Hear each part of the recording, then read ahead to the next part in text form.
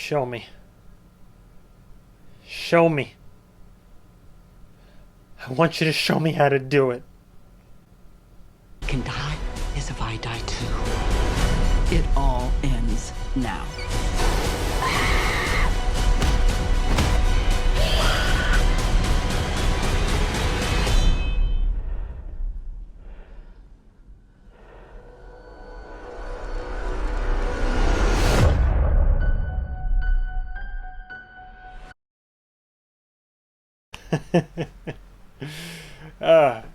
Today we have Halloween Ends. Here we are. Years have passed, and they're ending it. For real this time, they're ending it. All these different Halloweens, and now we have this new trilogy of Halloweens, and this one is the final one. Halloween Ends with, gee, I wonder what will happen. The director of this one is David Gordon Green. He's been the director through and through. He directed Halloween, Halloween Kills, and now Halloween Ends. Very creative. I covered his filmography a bit in Halloween Kills. He's been directing stuff for a long time. Actually a lot of like big stuff, both big TV, big movies, and all that. But for the intents and purposes of this, it's just he's the same director is coming back to finish off this particular trilogy. It's his Halloween trilogy. Star power, we have Jamie Lee Curtis, who I think I mentioned last when I was doing my review of Everything Everywhere All at Once. She's one of the OG Scream Queens, the OG Final Girls.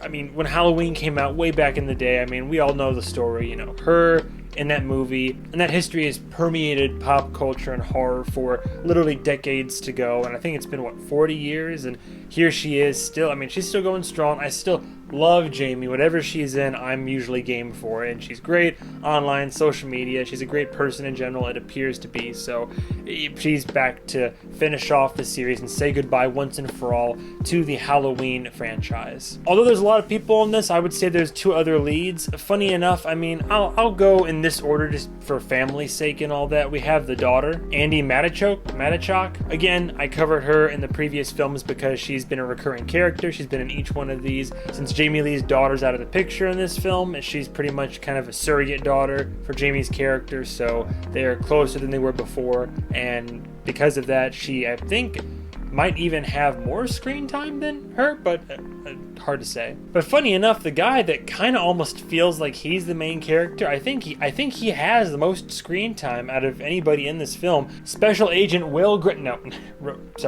Rowan Campbell. We have Rowan Campbell, everybody.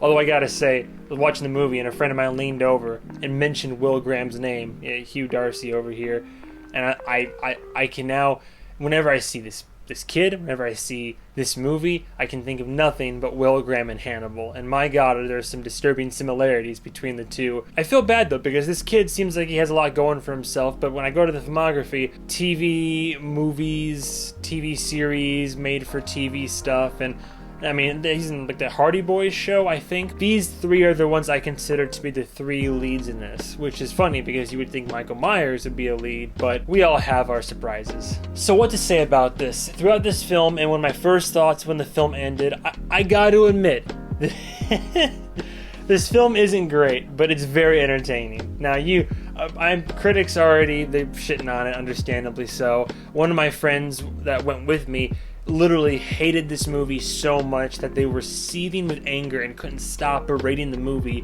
for about 30-45 minutes after we got out of it. Compared to Halloween Kills, this thing was fucking godsend. I'll tell you what, this film was so funny and just so ridiculous, and sometimes it was it was very tropey.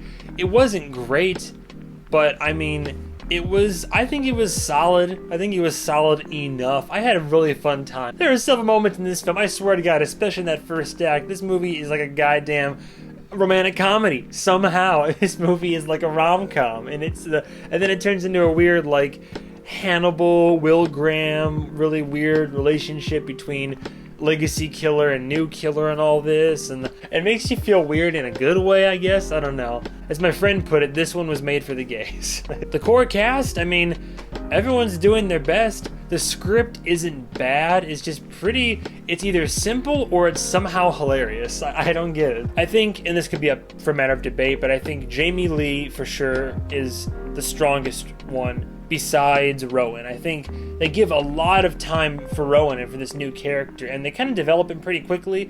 It's just believable enough, although some things that happen in the plot are a little bit too quick. I mean, I liked it. I thought he did a really good job playing the character. I thought he was one of the better actors in the film. But, I mean, overall, for the most part, everybody does a good job. There's some asshole kids that just are good at playing assholes, and, you know, there's some background characters that could have been better, but also could have been worse. Borderline 80s cheesy schlock, but nothing that was as bad as what was in Halloween Kills in terms of character decisions, logic or lack thereof. Just, I will say, this film's cold open is great.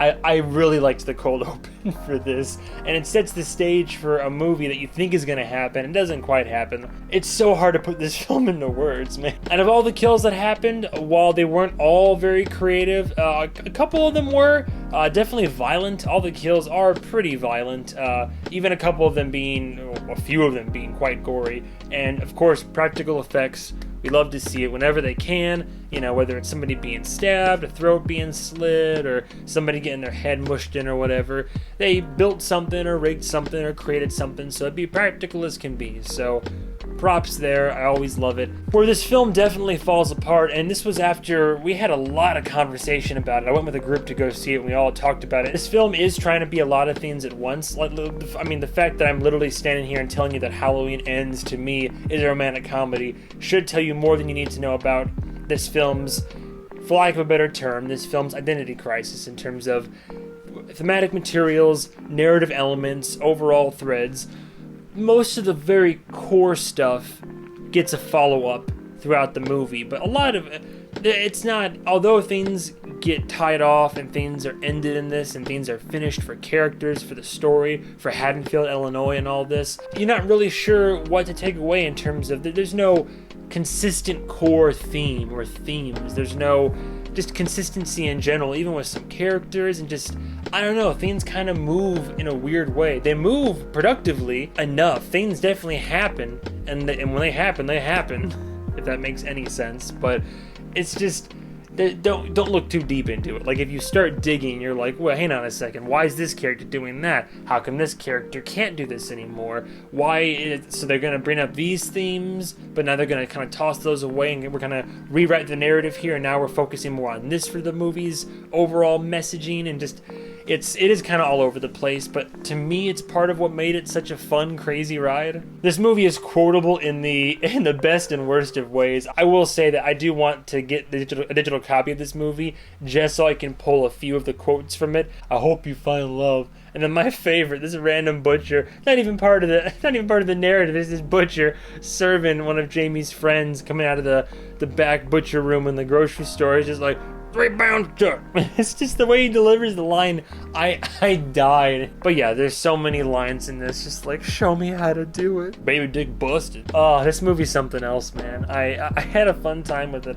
Halloween Kills enraged me because there was so much potential, missed opportunity, and characters act like absolute idiots and nothing makes any sense. Evil dies tonight. No, Evil took a nap in Halloween Kills. In this one, Evil does. A lot of things die, and eventually Evil is one of them. Which is another thing, because it was funny how Halloween Kills marketed itself as this big fight between Jamie and Michael. And this one is like, they're on the poster. It's like, Halloween Ends, Jamie and Michael going toe to toe. Spoiler, not spoiler, for a franchise, and especially in this case for a movie that prides itself on the marketing for, Jamie and Michael fighting to the death.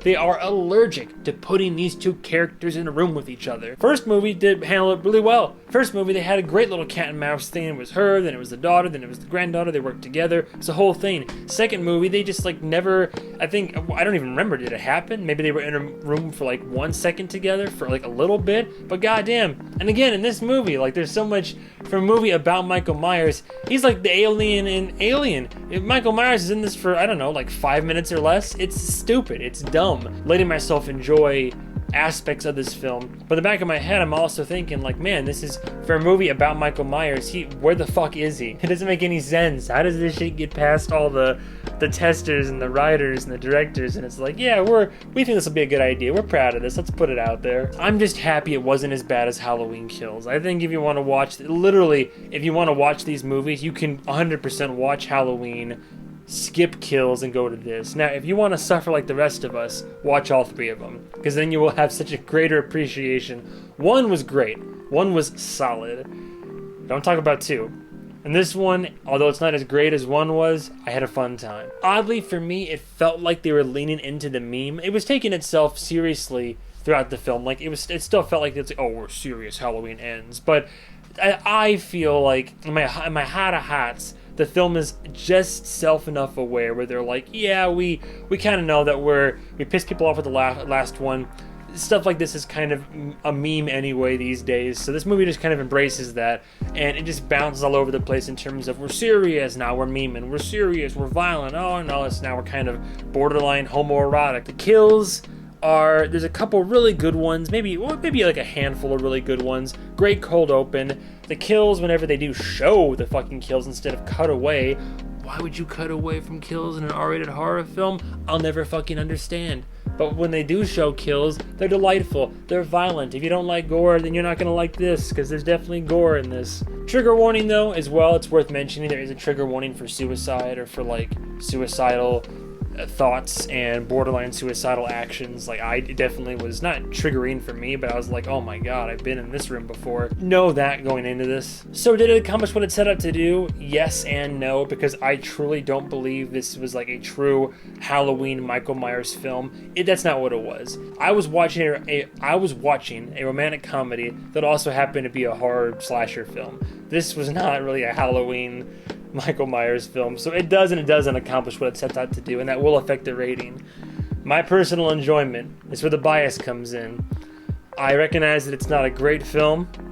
However, I really enjoyed myself. I was unironically laughing and ironically laughing, but mostly I was laughing. I was having a good time watching it. I was intrigued to see where it would go. I wasn't on the edge of my seat with tension, but like I was entertained by this film, and I would watch it again. I enjoyed myself. I liked it. It was weird. I liked it. It's weird, but I would give Halloween Ends like a high 3 out of 5, man. Like, a high 3 out of 5.